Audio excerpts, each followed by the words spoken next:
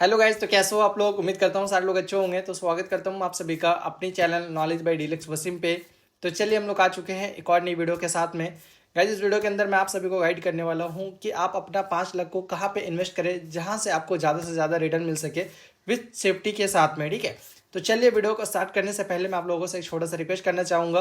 अगर चैनल पे first time visit किए होंगे, चैनल को सब्सक्राइब कर दीजिएगा, पास में दिए गए बेल आइकन को प्रेस कर दीजिएगा ताकि मेरी जो भी लेटेस्ट वीडियो अपलोड हो सबसे पहले आप सभी तक पहुंचे।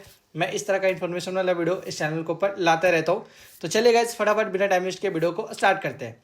तो सबसे पहला सवाल उठ करके आता है हम लोगों के बीच में कि हम लोग कितने तरीके से अपने 5 लाख को इन्वेस्ट कर सकते हैं। देखो, मैं यहाँ पे बात करने वाला हूँ सिर्फ स्टॉक मार्केट से रिलेटेड, अदरवाइज मैं कोई ऑफलाइन बिजनेस के बारे में बातें नहीं करने वाला हूँ। ये जो चैनल है हमारा नॉलेज बाय डीलक्स वसीम, इसके ऊपर सिर्फ स्टॉक मार्केट से रिलेटेड गाइडेंस दिया जाता है, ठीक है, ना कि कोई ऑफलाइन बिजनेस से रिलेटेड। तो चलिए गाइस, मैं बता दूं सबसे पहली बात, अगर हमारे पास 5 लाख रुपए है तो हम लोग दो तरीके से इन्वेस्ट कर सकते हैं। एक है सेफ्टी के साथ में, एक है रिस्की के साथ में। ठीक है, तो रिस्क के अंदर क्या आता है हमारा, स्टॉक के अंदर इन्वेस्ट करना। अब सवाल उठ कर क्या आता है, वैसे स्टॉक के अंदर तो काफी लोगों ने इन्वेस्ट करके रखा है, तो मैं फिर से बता रहा हूँ थोड़ा बहुत रिस्क होता है स्टॉक में। ठीक है, एग्जांपल के लिए मैं देख करके बताऊंगा आप लोगों को।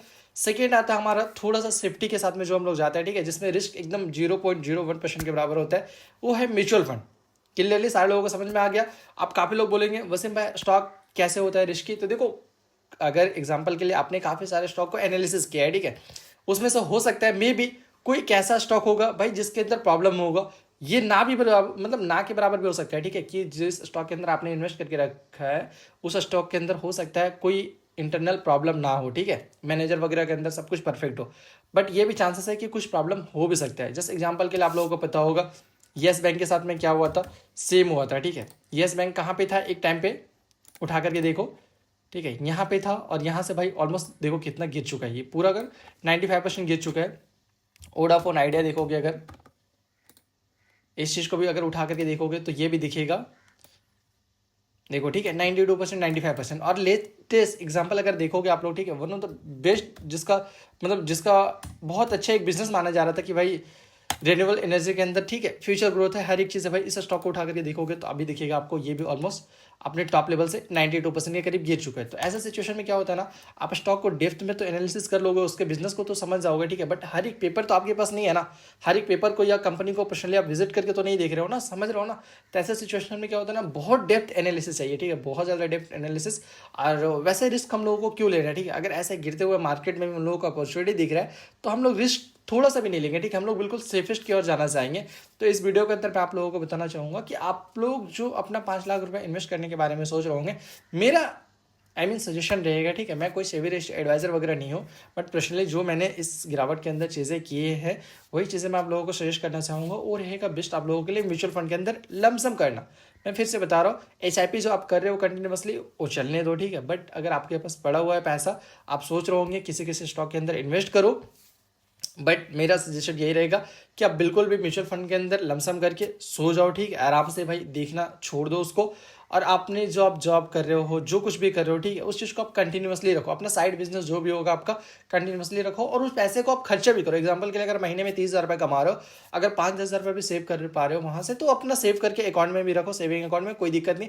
आपने जो अपना फ्यूचर का प्लानिंग करके रखा था वो करके रख दिया, ठीक है, ऐसे गिरते हुए मार्केट के अंदर समझ लो, ठीक है, आने वाले 10-15 सालों के बाद आपके पास एक अच्छा खासा डिसेंट अमाउंट मिल जाएगा। और कैसे मिलेगा और कितना मिलेगा, हर एक चीज़ मैं आप लोगों के साथ में इस वीडियो के अंदर शेयर करने वाला हूँ। तो एक चीज़ क्लियर हो गया कि अगर आपके पास 5 लाख रुपए है तो इधर आप म्यूचुअल फंड के अंदर जाओ या फिर ETF के अंदर जाओ। अगर सेम चीज़ मेरे को 2022 के अंदर पूछते तो भाई मैं आप लोगों को सजेस्ट करता कि आप स्टॉक के अंदर इन्वेस्ट करो परफेक्ट तरीके से एनालिसिस करके, ठीक है, बट मैं अभी आप लोगों को क्यों गाइड कर रहा हूँ म्यूचुअल फंड, क्योंकि भाई वही रेट पे आप लोगों को मिल जाएगा। और ऑलमोस्ट समझ लो कि जहाँ पे स्टॉक आपको 12 साल में एग्जाम्पल के लिए 5 लाख का 20 लाख बना करके दे रहा है, वहीं आपको म्यूचुअल फंड के अंदर इन्वेस्ट करते हो या फिर ETF के अंदर इन्वेस्ट करते हो तो 13 से 14 साल लगेगा। क्लियरली समझ में आ गया, 1-2 साल का डिफरेंस है आपके गोल को अचीव करने में। बट सवाल उठ करके आता है कि यहाँ पे आपका पैसा सेफ रहेगा, यहाँ पे जीरो होने का चांसेस जो रहता है, जो आपका कैपिटल जितना इन्वेस्ट करके रखा है आपने, वो कैपिटल आपका नीचे जाने का बहुत रेयर चांसेस रहता है। कि आप 18 मंथ तक, मैंने लास्ट वीडियो के अंदर बता करके रखा था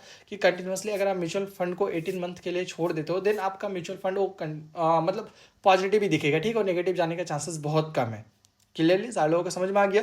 इसलिए मेरा प्लान रहेगा म्यूचुअल फंड, और मैंने खुद म्यूचुअल फंड के अंदर इन्वेस्ट करके रखा है, ठीक है। अगर आप लोग भी जानना चाह रहे होंगे, और म्यूचुअल फंड के अंदर लमसम करने के बावजूद भी मेरे को एक सेफेस्ट इनकम, समझ रहे हो ना, जस्ट लाइक एक इंसान का सैलरी कितना होता है, 7,000, 8,000, 9,000, 10,000 रुपये भी होता है, ठीक है। अभी के टाइम पे लोग काम कर रहे हैं, मैं फिर से बता रहा हूँ, तो उतना सैलरी मेरे को एक फिक्स इनकम हर मंथ मेरे अकाउंट में क्रेडिट हो रहे हैं। मैंने इतना इन्वेस्ट करके रख दिया है, ठीक है, ऐसे गिरावट के अंदर।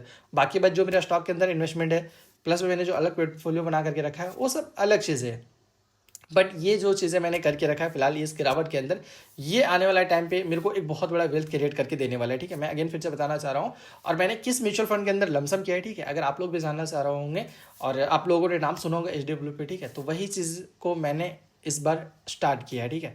और वहीं से मुझे एक फिक्स इनकम आ रहा है। तो वही सब चीज़ों के बारे में अगर आप लोग डिटेल्स में जानना चाह रहे होंगे तो आप लोग कमेंट कर देना, मैं नेक्स्ट वीडियो बना करके ला दूंगा कि वसीम भाई आपने अपना 10 लाख रुपए कहाँ पे इन्वेस्ट किया, ठीक है, जहाँ से आपको एक फिक्स इनकम भी मिल रहा है, और आने वाले टाइम पे आपका 10 लाख का 1 करोड़ बन भी जाएगा, ठीक है, और वहाँ से एक रेगुलर इनकम भी आप ले रहे हो, तो मैं आपको गाइड कर दूंगा, ठीक है। तो चलिए गाइस, हम लोगों ने ये चीज़ें देख लिया, ठीक है, कि हम लोगों को पहले से अगर 5 लाख रुपए अभी के टाइम पे तो म्यूचुअल फंड के अंदर इन्वेस्ट करेंगे और SIP नहीं करेंगे, लमसम करेंगे।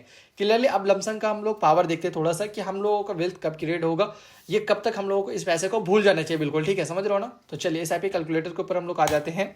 वीडियो थोड़ा सा लंबा हो रहा होगा, बट डोंट वरी, ठीक है, आप लोग थोड़ा सा एडजस्ट कर लेना, लर्निंग वाली चीज़ है, ठीक है। 5-6 मिनट टाइम देना चाहिए वैसे भी इन सारी चीज़ों के ऊपर, तब जाकर के आने वाला टाइम पे एक अच्छा खासा वेल्थ क्रिएट कर सकते हो। देखो मैं फिर से बताना चाहूँगा, भले ही आपके पास अभी 2 लाख रुपये होगा, 3 लाख रुपये होगा, बट अगर आप सही तरीके से इन्वेस्टमेंट करने के लिए जान रहे होंगे ना, मैं क्लियरली बता रहा हूँ, वही 2-3 लाख रुपये आपका 10 लाख 15 लाख में कब कन्वर्ट हो जाएगा ना, आपको पता नहीं चलेगा। इनफैक्ट मैं अपने बारे में बता रहा हूँ भाई, मेरे को खुद विश्वास नहीं होता है कि आज के टाइम पे मैं इस लेवल पे हूँ, ठीक है, क्योंकि भाई अचानक से मेरे को भी नहीं पता चला कि भाई मेरा वेल्थ कैसे क्रिएट हो गया, समझ रहे हो ना। भाई 2022 का गिरावट जो आया था ना, उसके अंदर मैंने बहुत तगड़े लेवल से बेनिफिट्स उठाया था, ठीक है, क्योंकि उस टाइम पे मेरे पास काफ़ी सारे नॉलेज थे स्टॉक मार्केट का, और उन गिरावट का मैंने अपॉर्चुनिटी जो उठाया था, जिसकी वजह से अभी मुझे रिजल्ट देखने के लिए मिल रहा है। वैसे ही मैं आप लोगों को इस गिरावट का बेनिफिट्स देना चाहता हूँ, और आपको आने वाले 2-4 सालों के बाद रिजल्ट दिखे, ठीक है, आपका भी वेल्थ अच्छे लेवल से क्रिएट हो जाए। तो चलिए सबसे पहला सवाल उठ कर क्या आता है, आपने 5 लाख रुपए लमसम कर दिया, ठीक है, क्या करना है, लमसम कर देना। कौन सा म्यूचुअल फंड में करना है नेक्स्ट वीडियो में बताऊंगा। एक्सपेक्टेड रिटर्न कितना रखना आप लोगों को, 18%। सवाल उठ करके आ रहा होगा, काफी लोग ये भी बोलेंगे आपको कि 18% नहीं मिलेगा। भाई मेरे साथ कनेक्ट होकर के रहो, जो म्यूचुअल फंड मैं दूंगा, ठीक है, 18% छोड़ दो, 20 से 25% मैं दिला दूंगा, ठीक है, मैंने खुद निकाला है तो मैं खुद दिला दूंगा, ठीक है, ये भरोसा रखो मेरे ऊपर, बस इस चैनल के साथ में कनेक्ट होकर के रहना। अभी करेंटली आपका एज चल होगा 21 साल, 22 साल, 23 साल, ठीक है, एग्जाम्पल के लिए समझ लो 40 साल का जब एज हो जाते हो, आपका शादी होता है 27-28 साल, 30 साल के करीब, ठीक है, 10 साल के बाद जब आपके बच्चे हो जाते हैं एग्जाम्पल के लिए, तो आपको ना फिर उस टाइम हर एक चीज़ को टाइम देना पड़ेगा, और उस टाइम पे आप पैसे कमाने के ऊपर ध्यान नहीं दे सकते, ये मैं क्लियरली बता दे रहा हूँ, ठीक है। उस टाइम पे जब आप फैमिली मतलब घर में होता है ना, जब फैमिली थोड़ी सी बड़ी हो जाती है, तो फिर आपको पूरा का पूरा अपने कोई अगर पर्सनली बिजनेस है तो उसके ऊपर आप फोकस कर पाओगे। अदरवाइज आप सोचोगे जॉब करके 9 to 5 काम करके, ठीक है, मैं अपने फैमिली को भी टाइम दूँ, अपने बच्चों को भी टाइम दूँ, तो कभी पॉसिबल नहीं होगा। तो पहले से आपको क्या करना पड़ेगा, सेटअप करके रखना पड़ेगा, ठीक है, मैं फिर से बता रहा हूँ। तो उसके लिए क्या करना पड़ेगा, 18 साल समझ लो, ठीक है, 18 साल, अभी करेंटली अब 21 या 22, ठीक है, जितने भी होंगे एग्जाम्पल के लिए, ठीक है, आपने कर दिया 18 साल के तक आपने इस पैसे को भूल गया, ठीक है, 18% में हम लोगों ने रिटर्न एक्सपेक्टेड किया है, 18 into 18, ठीक है, समझ रहे हो ना, ये मेरा फॉर्मूला है। 18 साल हमने इसको छोड़ दिया है बिल्कुल, 5 लाख रुपए को इन्वेस्ट करके 18% का रिटर्न एक्सपेक्ट कर रहा हूँ मैं, आराम से जो कि मैं निकाल दूंगा, ठीक है, ऑलमोस्ट हमारे आने वाले टाइम पे, ठीक है, ये कितना वैल्यूशन हो जाएगा, ऑलमोस्ट 1 करोड़ के आसपास। और 1 करोड़ में आप कार भी खरीद सकते हो, आई मीन एक छोटा मोटा अगर घर भी बनाना चाहो तो बना सकते हो रहने के लिए। अगर आपके पास घर भी नहीं होगा आने वाले टाइम पे, तो आप खुद सोच करके देखो ये 5 लाख का कंपाउंडिंग का पावर कितना हो जाता है। आने वाले टाइम पे आप घर भी बना सकते हो, एक नॉर्मल कार भी खरीद सकते हो, ठीक है, आप कोई छोटा मोटा बिजनेस भी स्टार्ट कर सकते हो। सोच करके देखो, ठीक है, अगर इस पैसे को आज के टाइम पे आप सही जगह पे इन्वेस्ट करते हो, देन तब आने वाले टाइम पे आपका ये फ्यूचर हो सकता है, ठीक है। क्लियरली सारे लोगों को समझ में आ गया मैंने अपने 10 लाख रुपए पे कहाँ, मतलब अपने 10 लाख को कहाँ पे इन्वेस्ट किया है। अगर उसके बारे में जानना चाह रहे होंगे तो वीडियो को लाइक करना, ठीक है, और कमेंट करना बिल्कुल मत भूलिएगा, ठीक है। तब तक के लिए मिलते हैं हम लोग गाइस नेक्स्ट वीडियो के अंदर। बाय बाय, जय हिंद दोस्तों।